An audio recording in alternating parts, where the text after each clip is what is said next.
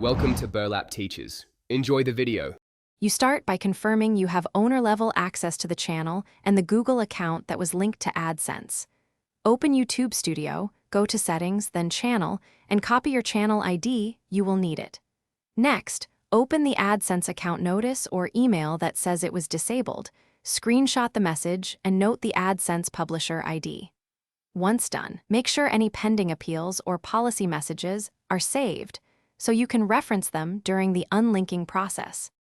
You proceed to YouTube Studio and head into Monetization to manage the Adsense link. Click on the current association and choose the option to remove or change the linked Adsense account. This severs the connection to the disabled publisher ID. When prompted, confirm that you understand monetization will be paused until a new account is linked. Save the confirmation screen and any reference numbers.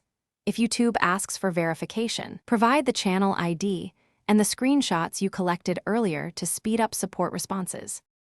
You finish by either linking a different active Adsense account or submitting an appeal for the disabled account if you believe the disablement was a mistake.